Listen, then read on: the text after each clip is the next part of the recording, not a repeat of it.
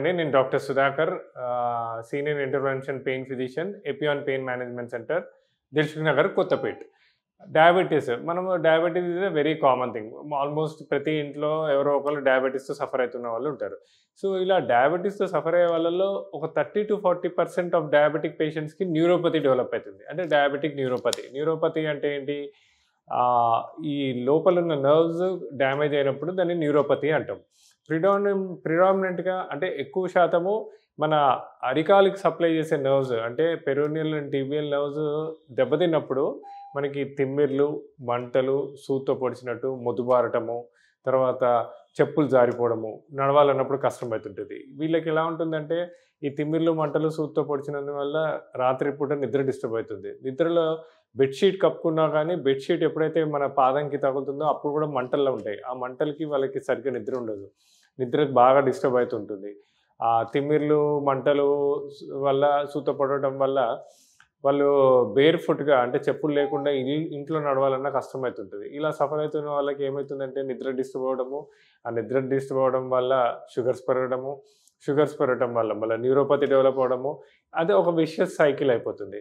వీటికి ఇంతకుముందు ఓన్లీ కొన్ని టాబ్లెట్స్ ఇచ్చేవాళ్ళు ప్రిగాబాలిన్, గాబాపెంటిన్ అవి కొద్ది మేరకు హెల్ప్ చేస్తాయి గానీ దానివల్ల ఒక సొల్యూషన్ దొరకదు. సో, అలా సఫర్ అవుతూ చాలా కాలం నడుస్తుంటుంది.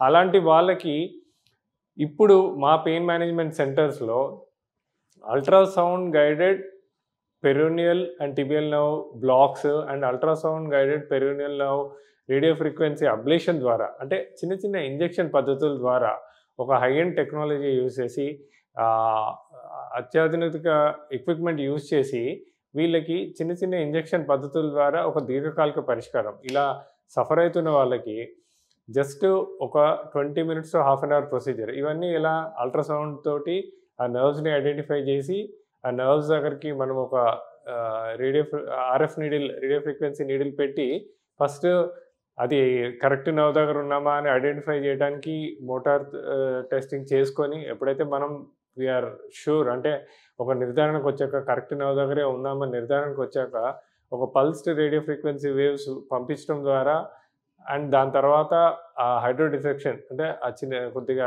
సలైన్ తోటి లోకల్ తోటి హైడ్రో డిసెక్షన్ చేయడం ద్వారా వీళ్ళకి ఒక మంచి పరిష్కారం. సో, ఇలా ఇంజెక్షన్ పద్ధతితో డే కేర్ సెంటర్‌లో వచ్చి ఒక half an hour procedure, half an hour rest మళ్ళీ పేషెంట్ వెళ్ళిపోవచ్చు. సో, ఇలా ఇంజెక్షన్ పద్ధతి ద్వారా ఇలా ఎంతో కాలంగా సఫర్ అవుతున్న వాళ్ళకి ఒక మంచి పరిష్కారం మా పెయిన్ మేనేజ్మెంట్ సెంటర్స్‌లో అవైలబుల్ ఉంటుంది. Thank you.